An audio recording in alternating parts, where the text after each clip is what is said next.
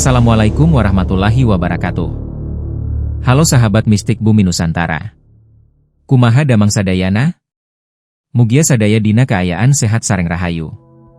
Wilujeng sumping di channel kami, tempat urang ngajajah keajaiban alam, misteri, sareng sejarah Nusantara. Di dunia ini, setiap daun yang jatuh, setiap aliran sungai, dan setiap sinar matahari menyimpan pelajaran bagi mereka yang mau melihat dan mendengar. Alam bukan sekadar ruang kosong atau latar belakang kehidupan manusia, melainkan guru yang sabar, mengajarkan kita tentang keseimbangan, kesabaran, dan harmoni. Seperti air yang mengalir tanpa henti, waktu juga bergerak, membawa setiap makhluk untuk belajar, tumbuh, dan memahami hakikat hidup. Dalam setiap bunga yang mekar, ada rahasia energi dan keindahan yang hanya dapat ditangkap oleh hati yang jernih. Dalam setiap angin yang berhembus, tersimpan pesan tentang kebijaksanaan dan keseimbangan alam. Hari ini, kita akan menelusuri sebuah kisah yang mengajarkan bahwa manusia dan alam saling terhubung, bahwa kekuatan sejati bukan hanya pada tubuh, tetapi juga pada hati dan jiwa. Bersiaplah untuk menyelami sejarah, misteri, dan karomah yang tersembunyi di Kebun Ratu, tempat di mana alam dan manusia bertemu dalam harmoni yang sempurna. Kita akan menyelami kisah Kebun Raya Bogor dan Sang Ratu, tempat yang tidak hanya hijau dan sejuk, tetapi juga penuh misteri, aura magis, dan pelajaran spiritual. Mari kita mulai. Dahulu, tempat yang kini dikenal oleh kita semua sebagai Kebun Raya Bogor, dahulunya dengan sebutan Kebun Ratu atau Kebon Ibu. Disinilah para istri raja sering menghabiskan waktu, berjalan-jalan, dan menikmati ketenangan kebun yang luas. Pohon-pohon rimbun, bunga-bunga langka, dan aliran sungai yang jernih menjadikannya bukan sekadar kebun, tetapi dunia kecil yang penuh keajaiban. Setiap langkah di kebun membawa ketenangan batin. Burung-burung berkicau, daun bergoyang diterpa angin sejuk, aroma bunga-bunga mekar menyebar ke seluruh penjuru. Membentuk suasana yang membuat siapapun yang berada di sana merasa damai dan tentram batinnya. Seiring waktu, kebun ini dikenal sebagai Kebon Raya, yang berarti kebun jagat raya, menandai kebesaran dan keindahannya. Pepohonan tinggi yang dibiarkan tumbuh alami, bunga langka dari berbagai wilayah Nusantara, dan aliran sungai yang murni, membuat kebun ini menjadi simbol harmonisasi manusia dengan alam semesta. Setiap sudut kebun raya, dari pepohonan hingga bunga yang mekar, selalu menyebarkan energi positif, yang menenangkan dan menghubungkan manusia dengan alam dan karomah leluhur. Semasa kecil, Putri sering bermain di kebun ini. Hatinya murni bersih, dan jiwanya dekat dengan alam semesta. Saat ia bermain, sang putri, tubuhnya bisa terbang dan melayang ke udara di antara bunga-bunga dan kupu-kupu yang mempunyai warna-warna indah. Ia putri, merasakan hembusan angin yang lembut sekali dan menyejukkan hatinya. Lalu sang putri, ia di udara melayang ringan dan tangannya sambil memegang kupu-kupu warna indah. Putri raja itu tersenyum melihat kupu-kupu itu, lalu mengangkat tangannya. Dan ia berkata, "Siapakah engkau sesungguhnya, wahai makhluk terbang? Dan siapa namamu?" Namaku Dewi Asmara Jati, Tuan Putri. Aku diciptakan Tuhan untuk menambah ilmu manusia, agar mereka belajar tentang warna, pengetahuan, dan obat dari alam semesta. Putri raja menatapnya dengan kagum kepada kupu-kupu itu. Lalu ia sang putri bertanya kembali, "Maksud kamu warna? Bagaimana bisa warna mengajarkan manusia?" Begini Tuan Putri, biar aku jelaskan. Setiap warna itu memiliki energi dan makna tersendiri. Warna merah mengajarkan keberanian dan cinta. Warna kuning membawa kegembiraan dan cahaya pikiran. Warna biru menenangkan hati dan memberi ketenangan batin. Warna hijau mengingatkan manusia untuk hidup selaras dengan alam. Warna ungu membawa kebijaksanaan dan intuisi. Manusia yang mempelajari warna akan memahami hubungan alam antara tubuh, pikiran, dan jiwanya. Zaman dahulunya sampai zaman sekarang, aku dijuluki kupu-kupu. Artinya, warna-warna terbang atau terbang-terbang. Sang putri itu tersenyum dan bertanya lagi, kepada kupu-kupu itu. Terus, apakah hubungannya dengan obat dan penyembuhan itu, Dewi? Dialog hangat terjalin antara sang putri dan Dewi Asmarajati. Lalu ia menjawab pertanyaan sang putri tersebut. Begini putri, aku sering menetap di antara bunga-bunga indah ini. Saat aku menyentuh bunga-bunga, aku meneteskan sedikit air liurku dan aku berdoa kepada Tuhan yang Maha Esa. Ya Allah, yang Maha Pencipta langit dan bumi, limpahkanlah berkah-Mu pada bunga ini, pada sari dan madu yang akan lahir dari alam-Mu dan bumi-Mu. Ya Allah, jadikanlah semua ini sebagai obat bagi mereka yang membutuhkan, sebagai sarana ilmu dan keseimbangan bagi manusia. Semoga ciptaan-Mu selalu memberikan manfaat dan petunjuk bagi mereka yang tulus mempelajarinya. Agar energi dari bunga itu tersalurkan dengan sempurna. Kemudian, lebah-lebah datang ke daun dan bunga untuk menghisap sarinya. Dari sari itulah, lebah-lebah menghasilkan madu yang diberikan Tuhan sebagai obat luar biasa untuk kesembuhan manusia. Madu ini bukan sekadar makanan saja, tetapi syarat energi alam semesta. Manfaatnya madu itu adalah menenangkan pikiran, menyegarkan jiwa, dan membantu tubuh tetap sehat membuang toksin. Dan madu bisa selaras dengan alam semesta dan manusianya. Setiap bunga, daun, dan buah memiliki warna yang menunjukkan kegunaan dan manfaatnya. Warna bukan sekadar indah dipandang, tetapi juga tanda kekuatan penyembuhan yang diberikan Tuhan. Dengan memahami warna, manusia bisa mengetahui sifat tanaman, kegunaan obat, dan energi yang dapat menenangkan atau menyembuhkan tubuh dan pikiran. Sang putri itu tersenyum lembut melihat perkataan Dewi Asmarajati, sang kupu-kupu, putri raja itu, matanya berbinar, hatinya terasa hangat, seolah memahami rahasia alam yang baru saja diungkapkan. Ia menyaksikan bagaimana kupu-kupu menempelkan air liurnya pada bunga, mengalirkan energi, dan berdoa kepada Allah agar lebah berdatangan dan mengambil saripati bunga dan menghasilkan madu yang menjadi obat luar biasa bagi manusia. Betapa indah dan bijaksananya ciptaan Allah, bisik sang putri raja, dalam hati ia berkata. Lalu ia merasakan kedamaian yang luar biasa, pengetahuan, dan keseimbangan mengalir bersamaan, dari bunga, kupu-kupu, hingga lebah yang sibuk bekerja. Dalam senyum itu, Ratu menyadari bahwa setiap makhluk, sekecil apapun, memiliki peran penting dalam menjaga kehidupan dan menyebarkan manfaatnya bagi kehidupan manusia. Dewi Asmarajati hinggap di pundak Ratu sejenak, lalu terbang menembus sinar matahari, meninggalkan kilau keemasan yang menari-nari di udara. Sang putri raja itu tersenyum, menyadari bahwa ia telah menerima pelajaran mistik dan filosofis yang akan membimbingnya sepanjang hidup, bahwa manusia bisa belajar dari hewan, tumbuhan, dan alam semesta, mengenal warna, dan memanfaatkan obat, serta energi alam untuk kesejahteraan dan kebijaksanaan makhluk hidup. Memetik kelopak bunga yang jatuh dengan indah. Ia menyusuri jalan setapak yang dikelilingi pepohonan tua, mendengar suara gemericik air sungai, dan melihat cahaya matahari menembus dedaunan, membentuk pola yang indah di tanah. Kebun menjadi guru yang sabar, tentunya mengajarkan manusia kesabaran, keharmonisan, dan rasa hormat terhadap alam semesta. Di kebun itu, sang putri sering bertemu dengan kakek-kakek misterius, seorang pria tua, berambut putih panjang, mengenakan sorban putih, dan memiliki wibawa yang tenang.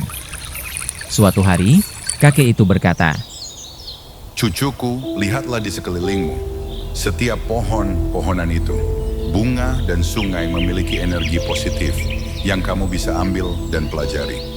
Cobalah sekarang kamu rasakan energinya, hatimu buka perlahan dan tutup matamu cucuku, dan pahami. Dengan rasa dan sekarang kamu ikuti kakek. Bismillahirrahmanirrahim. La ilaha illallah. Allahu Allahu. Ulangi kalimat itu dalam hatimu, sampai kau tenggelam dalam rasa cinta, dan engkau melihat keajaiban karomah dari ayat itu, dan engkau merasakannya." Lalu itu, ia tenggelam dalam irama zikrullah yang diberikan oleh sang kakek misterius itu. Putri juga belajar dari ibu dan bapaknya. Ibunya mengajarkan kelembutan hati, kasih sayang, dan kepedulian terhadap semua makhluk yang ada di alam semesta. Sementara ayahnya seorang raja besar, selain ia sakti dan bijaksana, ia sang raja. Menanamkan keberanian, keteguhan, dan tanggung jawab yang besar kepada anak-anaknya. Kakek dan nenek moyangnya sang putri itu, kadang muncul untuk membimbing putri. Mengajarkannya tentang ilmu tauhid, ilmu laduni, dan ilmu karomah lainnya kepada sang putri. Kesucian hati, dan kebijaksanaan yang dimiliki seorang putri raja sangatlah tinggi. Ia putri dari kerajaan besar, yaitu kerajaan Pajajaran. Suatu malam, nenek moyangnya sang putri datang lagi. Ia berkata, Cucuku, alam ini hidup bersamamu. Setiap langkah, niat, dan hatimu harus penuh hormat dan kesadaran yang tinggi. Setiap suara, setiap hembusan angin adalah guru yang mengajarkan kehidupan bagi manusia. Putri itu merasakan energi yang lembut tapi kuat mengalir ke dalam hatinya, membuatnya semakin dekat dengan alam dan leluhur-leluhurnya itu. Ketika putri itu usia 17 tahun, ia diajak ke sebuah mata air ajaib. Di tengah kebun, yang memancarkan cahaya biru, hijau jamrud, putih dan keemasan. Air itu berkilau seperti kristal dan memancarkan aroma wewangian, dan seolah bernyanyi lembut. Nenek moyangnya itu berkata, Cucuku, minumlah air itu, dan kamu rasakan energi yang mengalirnya ke dalam tubuh dan hatimu. Rasakan olehmu sekarang. Pahamilah rasa air ini. Bukalah rahasia karomah dari air suci ini, cucuku. Dan kamu wajib paham rahasia-rahasia dari alam kehidupan yang terkandung di dalamnya. Serta tundukkan dirimu kepada kebesaran Sang Pencipta, yaitu Allah Subhanahu wa Ta'ala. Baiklah kakek, aku akan meminum air suci ini dan membuka tabir rahasia kegaibannya.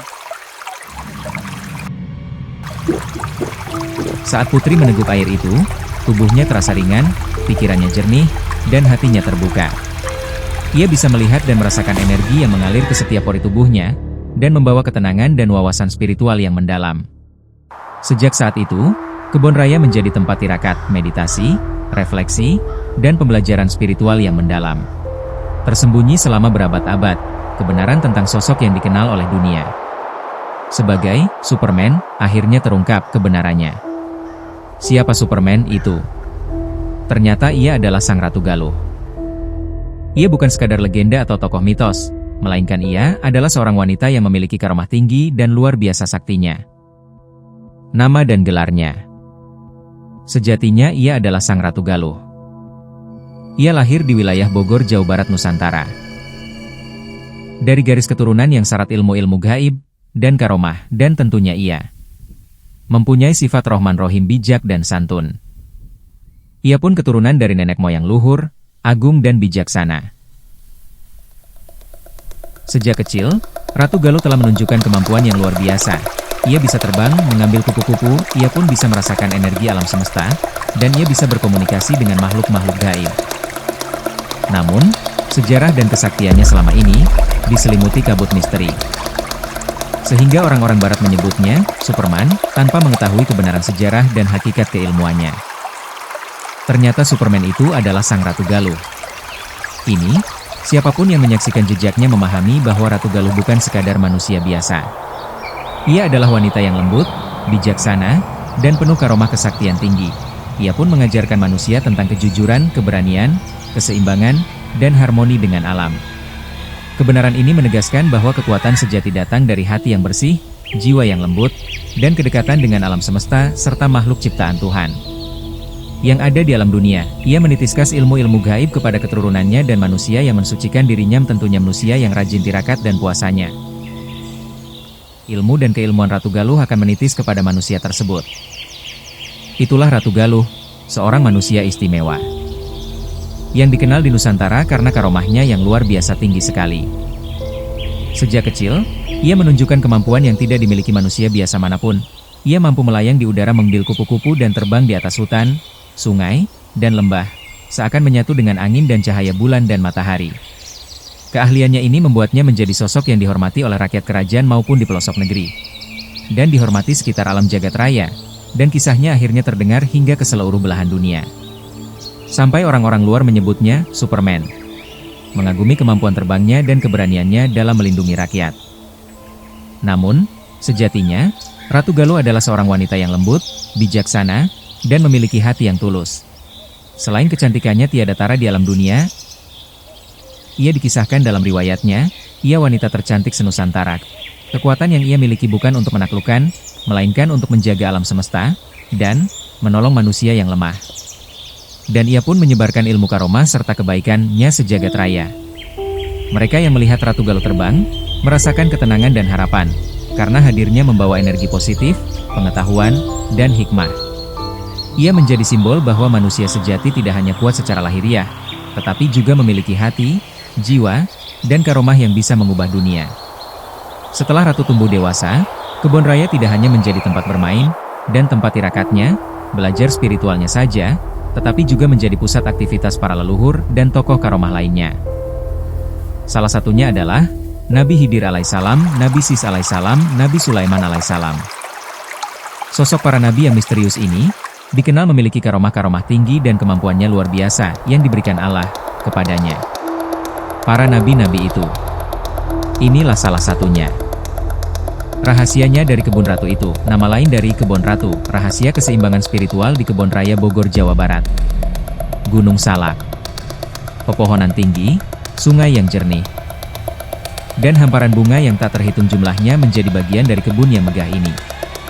Setiap sudutnya dipenuhi energi positif alam, sejuk, dan damai, sehingga menjadi tempat yang disukai oleh para istri raja dan keluarga kerajaan untuk bermain, belajar, dan merenung. Kebun ini bukan hanya sekadar taman biasa. Di balik hijaunya pepohonan dan harum bunga, tersimpan rahasia dan misteri alam yang hanya bisa dilihat dan dirasakan oleh mereka yang memiliki hati bersih dan tulus. Mereka lulus dalam talabul ilmi dan tirakatnya saat menimba ilmu-ilmu aulah. Angin yang berhembus, cahaya matahari yang menembus dedaunan, dan suara burung-burung menyatu menjadi simfoni alami, seakan menuntun setiap pengunjung untuk memahami keseimbangan alam dan hubungan manusia dengan Tuhan. Di tengah kebun ratu, terdapat jalan setapak yang menuntun ke sumber air dan mata air ajaib, dikenal dengan sebutan Cai Kahuripan. Artinya air kehidupan. Mata air ini memiliki karomah yang kuat, sumur tua tersimpan sejak masa lampau sudah ribuan abad umurnya. Dan menjadi pusat energi positif, serta pembelajaran spiritual bagi siapa saja yang datang dengan hati tulus, dan pastinya ridha Allah. Beberapa mata air terlihat jelas, airnya bersih, bening, mengalir dan memantulkan cahaya yang lembut, seakan memanggil siapapun untuk mendekat dan merasakan kesegaran serta energi positif yang menenangkan tubuh, pikiran, dan jiwa. Mata air yang tampak ini menjadi saksi bisu bagaimana ilmu, kesembuhan, dan karomah-karomah para leluhur Sunda Jawa Barat yang menitiskannya kepada manusia dan keturunan yang mendapatkan hak ilmu. Dari karomah tersebut, alam pun bekerja bagi mereka yang hadir dengan niat tulus. Namun sebagian mata air lainnya tersembunyi secara gaib, tidak tampak oleh mata biasa. Hanya manusia yang memiliki ilmu basiroh dan karomah tinggi yang mampu melihat dan merasakan keberadaannya, mata air gaib ini. Tentunya mereka yang berhasil menapaki jalan spiritual ini, yang bisa mengambil manfaat dari sumber mata air, kehuripan gaib tersebut, baik untuk penyembuhan, untuk awet muda pengetahuan, maupun untuk memperdalam hubungan dengan alam dan Tuhan Yang Maha Esa. Dari luasnya kebun ratu, dan keberadaan air kahuripan ini, terlihat jelas bahwa kebun ini bukan sekadar tempat bermain, atau bersantai. Ia adalah pusat pembelajaran spiritual. Tempat di mana manusia belajar tentang keseimbangan alam ruh, sejatinya diri, dan rahasia kehidupan manusia, dan karomah yang diwariskan dari masa lampaunya. Setiap langkah di kebun ini mengajarkan kita tentang keharmonisan antara manusia, alam, dan Tuhan, membimbing mereka yang datang dengan hati terbuka, untuk memahami hakikat ilmu dan energi alam yang sejati. Kebun Raya Bogor, istilah nama kunonya Kebun Ratu, ia adalah ruang magis di mana alam, manusia, dan dunia gaib bertemu, dan bersatu melebur dalam cinta kasih. Dari masa kecil Ratu bermain, belajar tauhid dari kakek misterius, meneguk mata air ajaib, hingga beberapa nabi-nabi pernah singgah di sana. Dan lorong spiritual, semuanya membentuk pengalaman yang mendalam dan penuh pelajaran. Kebun Ratu mengajarkan bahwa hidup adalah keseimbangan antara alam, manusia, dan energi spiritual. Mereka yang datang dengan hati tulus akan merasakan ketenangan batin yang luar biasa damai. Bisa damai, kebijaksanaan, dan keajaiban yang tidak bisa dijelaskan dengan kata-kata biasa. Semoga kisah sejarah Ratu dan Kebon Raya Bogor ini menambah wawasan dan rasa cinta kita terhadap tanah Nusantara. Sebagai keturunannya kita wajib menjaga, melestarikan, dan mengamalkannya, amanah para leluhur. Kumaha sahabat, upami resep kana konten sapertos ini, tong hilap di like, subscribe channel Mistik Bumi Nusantara, sareng aktifkeun lonceng notifikasi supaya teu sono kana kisah sejarah, misteri, sareng budaya Nusantara anu sanes. Sampurasun. Terima kasih. Semoga bermanfaat. Saya, Mistik Bumi Nusantara, pamit undur diri. Wassalamualaikum warahmatullahi wabarakatuh.